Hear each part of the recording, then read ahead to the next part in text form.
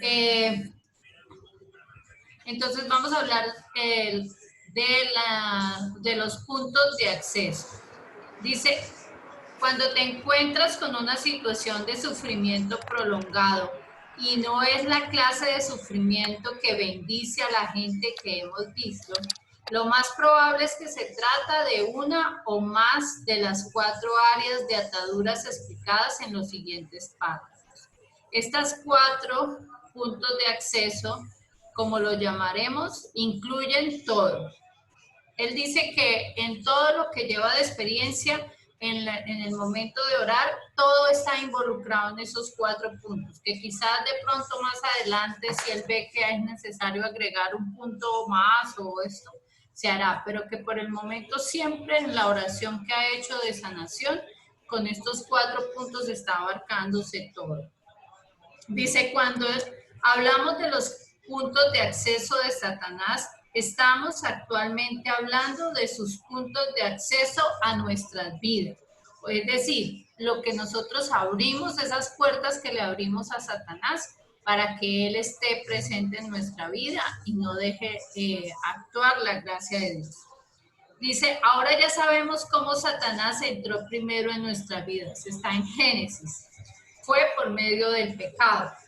El pecado es la propiedad de Satanás. Él es su dueño y su creador. Así que por eso el pecado es el punto de entrada de Satanás a nuestras vidas. Los 4 puntos de acceso de los que estamos hablando involucran el pecado en alguna parte y de alguna manera. Entonces, esos 4 puntos de acceso por alguna parte están hablando o tocando el pecado. Y es a través del pecado cometido por nosotros que le damos acceso al enemigo. Lo que pasa es que como el enemigo es el mentiroso más grande, pues a veces se disfraza y ni siquiera nos damos cuenta que estamos dándole acceso a él, ¿sí?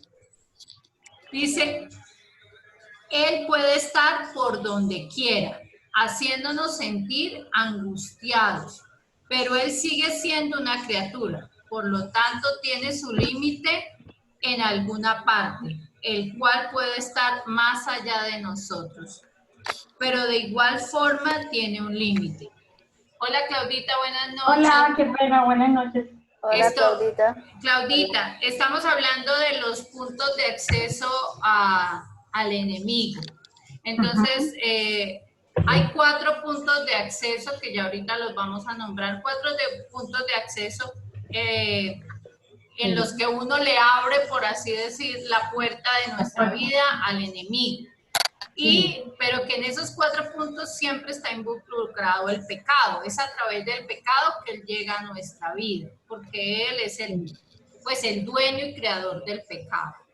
Entonces Él dice que el enemigo puede estar en cualquier lado y puede tener acceso a cualquier lado, pero que Él siempre va a ser una criatura. Y por ser una criatura tiene un límite. O sea, no es todopoderoso como lo es Dios. Por eso es posible conocer ese límite y así poder combatir efectivamente en la batalla de Satanás. Una batalla en la que no tenemos más opción que participar, pues Satanás siempre nos está haciendo partícipes y está buscándonos. Así que o no lo combatimos y perdemos, o nos armamos con el apropiado conocimiento y lo combatimos para ganar. Lo que no podemos hacer es ignorar nuestra responsabilidad como muchos cristianos creen o les gustaría creer. Es decir, nosotros tenemos que luchar porque Él siempre está luchando para que nuestras almas se pierdan, ¿cierto? Entonces hay 2 opciones. Hicieron gol, está gritando su nieto, Clarita.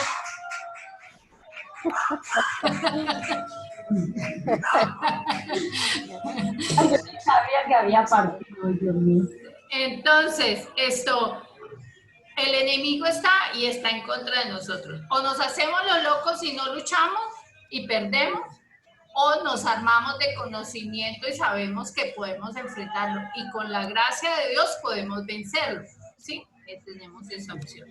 Dice, ahora, lo que le decía ahorita, que en esta parte nos recomienda tener hojitas de papel y lapicero para cuando vayamos hablando de cada uno de esos puntos de acceso, en oración vayamos recordando, o por ejemplo acá mientras charlamos decimos, ay, tal cosa, y por lo menos pongo un título o una inicial para luego en oración uno escribir.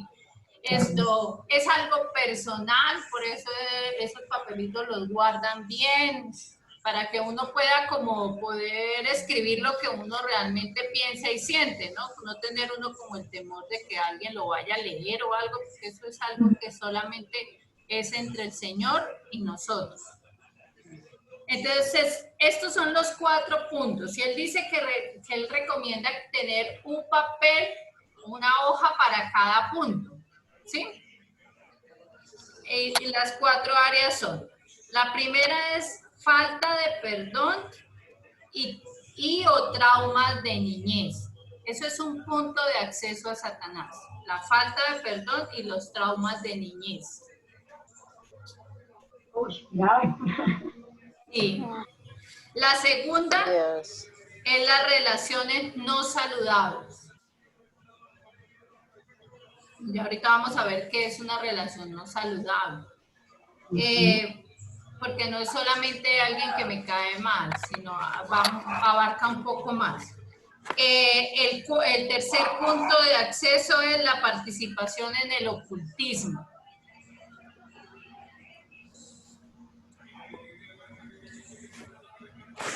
Y el cuarto punto de acceso es ataduras familiares.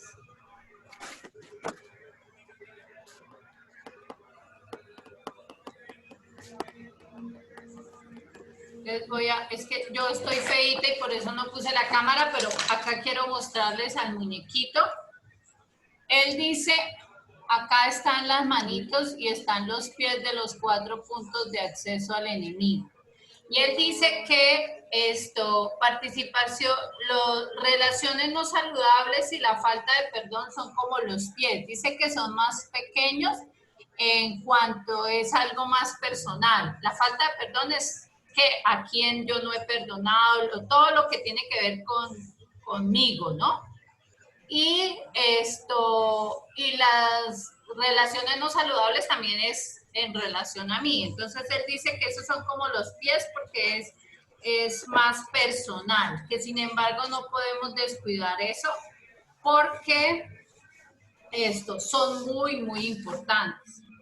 Y ya vamos a ver por qué. Entonces, ahora, ya me quito el espeluco. Ahora dice, las 2 áreas, las 2 primeras áreas son pequeñas, pues son más personales.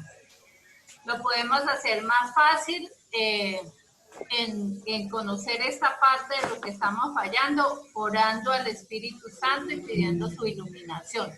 Entonces, en estos 2 puntos es más en oración y como recapacitando nosotros de toda nuestra vida, de todo lo vivido.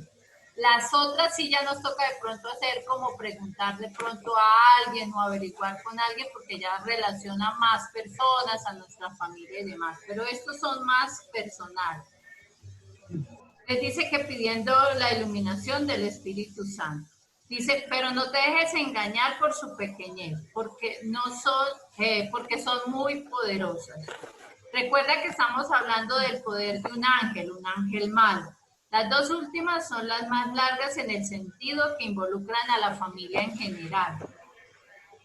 Es siempre aconsejable que uno se tome un tiempo para que investigue lo más que pueda acerca de lo que haya podido pasar en su historia familiar, para que podamos venir a Dios responsablemente y así de esa misma manera darle poder a nuestras oraciones, rezando con nuestras facultades, las facultades que Dios nos ha dado como regalo.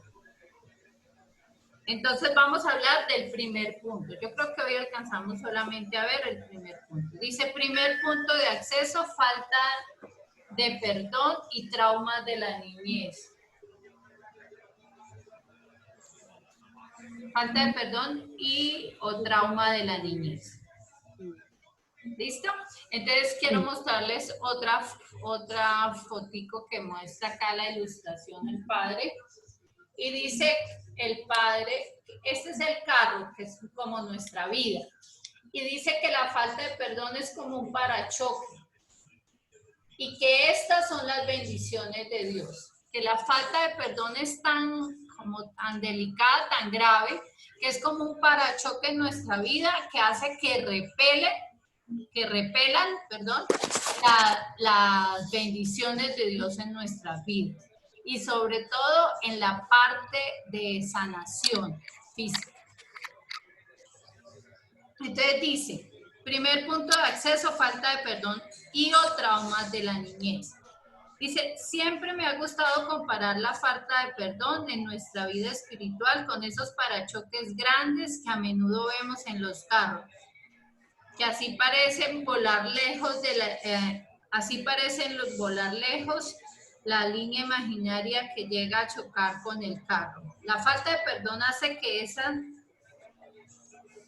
eso con las gracias de Dios, tratar de que no lleguen a nosotros.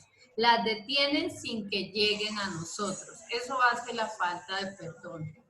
Dice, puedes ver la falta de perdón como una clase de aislamiento que usamos sobre nuestro corazón, la cual específicamente parece filtrar hacia afuera las gracias que Dios nos quiere dar y interrumpe su entrada. Ya sabemos a quién le pertenece la falta de perdón, pues es propiedad de Satanás y por eso no permite que la gracia de Dios y las bendiciones que Dios tiene para nuestra vida lleguen. Dice, Él te incitará y pondrá a otros en contra tuya para que te encierres en la falta de perdón contra ellos. La ira, como leemos en la Escritura, puede no ser un pecado, pero cuando la falta de perdón y la amargura se plantan en nosotros es cuando empiezan los problemas. Entonces aquí habla de la santa ira de Jesús, por ejemplo, cuando despojó a los vendedores del templo. Entonces él dice que dentro de nuestro ser humano como es inherente o es parte de nosotros el sentir de pronto molestia o ira por alguna cosa, ¿cierto? Pero que lo grave es quedarnos en esa rabia, quedarnos en esa ira. Él dice que, por ejemplo, Jesús limpió el templo y dijo lo que tenía que decir, sacó a los vendedores, pero no se quedó bravo, ni se quedó con resentimiento, no, lo hizo por defender al templo, por defender la casa de Dios, pero hasta ahí. Dices que San Pablo dice, si os enojáis, no pequéis,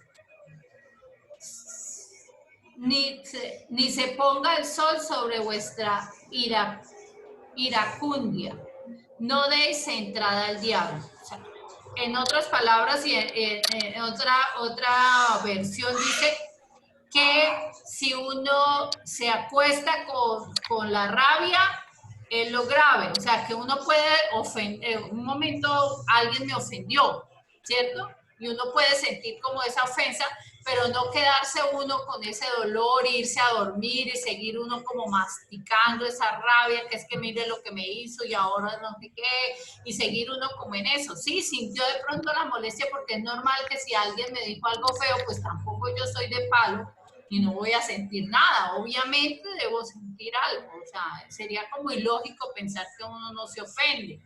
Pero cómo yo manejo esa ofensa, ahí es donde nosotros debemos tener ese dominio, ¿no? Dice, ¿qué haces cuando estás enojado? Robas, matas o causas daño de alguna forma. Entonces ya sabemos quién anda cerca. Si eso causa la ira, pues nosotros, y esas son las consecuencias, dice que por los frutos los conoceréis, ¿no? Si esas son las consecuencias de la ira, pues uno ya sabe quién anda ahí al lado de la ira. Es cierto que somos responsables de nuestras acciones aunque estemos enojados, lo que significa que con nuestra libertad escogemos darle paso a Satanás. Cualquier cosa que él haga como consecuencia del paso que le hemos cedido es completamente responsabilidad nuestra. Es decir, nosotros podemos sentir la molestia, Pero lo que pase más allá de esa molestia ya es responsabilidad de nosotros si le damos acceso a él. Dice, y cuando él siga allí, la gracia de Dios será bloqueada y rechazada. Sabemos que solo por gracia de Dios nos movemos, somos y existimos, y que no podemos vivir ni un segundo sin ella. Pero habrán ciertas áreas en nosotros que por la falta de perdón nos bloquearán las gracias de Dios, particularmente la gracia de sanación. Por lo tanto, viviremos, pero no con la calidad de vida deseada. Se trata de una experiencia consistente y bien conocida de los ministros de oración, que cuando ellos oran por la sanación de los feligreses, pero estos no ven los resultados deseados o el problema no responde para nada a la oración, la falta de perdón es con mayor frecuencia la raíz. Cuando de pronto un padre o alguien ora por uno y a pesar de la oración como que sigue, es porque debe haber como raíz alguna falta de perdón. Pero cuando se investiga y se comprueba que hay falta de perdón en el individuo y él rápidamente está dispuesto a dejarlo ir, a dejar ir lo pasado, la sanación llega fluyendo copiosamente como un suspiro de aire fresco y todos lo reconocen así. Lo primero y ante todo, eres tú quien está sufriendo. Entonces ahí habla de que cuando uno tiene rabia, tiene ira, está enojado, uno cree que con estar uno con esa rabia, el otro va a sufrir. Pero dice acá que el único que se está haciendo daño es uno mismo. Entonces dice, primero y ante todo eres tú quien está sufriendo por haber sido ofendido y segundo por haber sido separado de la gracia de Dios. En otras palabras, la víctima paga un doble precio si no perdona, si no sana esa herida. Jesús no quiere esto. Cuidar la herida ya es bastante. Esto es algo así como un pecado contra el Espíritu Santo, en donde uno rechaza al único que lo hará ver su pecado para que le pueda pedir perdón a Dios. Así el pecado nunca será perdonado, y no porque Dios no quiera perdonar, sino porque tú mismo te has privado del único medio que puedes tener para ser perdonado, que es el Espíritu Santo. Marcos 4:29. La falta de perdón tiene una evidente mentira y tan pronto se dice la palabra mentira debes estar alerta.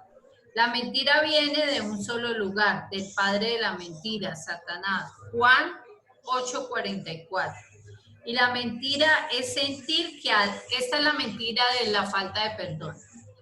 La mentira es sentir que al no perdonar al que te ofende, lo castigas, que de verdad le das su merecido. Esa es la mentira de la falta de perdón. Y es pura mentira. En algunos casos el ofensor puede haber olvidado que te ofendió o sinceramente ni siquiera se ha dado cuenta que te ha ofendido. Sin embargo, ¿quién es el que se queda sin dormir por las noches? Tú. ¿A quién pertenecen las hormonas que andan por la corriente sanguínea causando serias complicaciones de salud? Tuyas. ¿Quién vive amargado? Tú. Y así sucesivamente.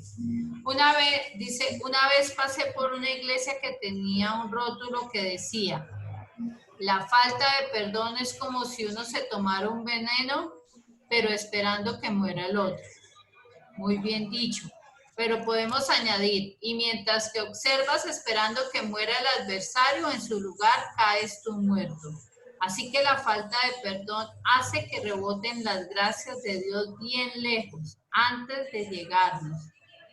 Debe ser lo primero que se vaya, si esperamos que fluya la gracia de Dios en nuestras vidas y las vidas de nuestras familias para traernos sanación. Debemos perdonar para que exista cualquier tipo de sanación. Al seguir sin perdonar, seguirán los problemas. Alcanzamos, a ver, ¿cuánto tiempo nos queda? 5 minutos, 6 minutos. Ah, no, no alcanzamos a los traumas de niñez porque es largo. Entonces dejémoslo hasta ahí, Ujú. la falta de perdón. Y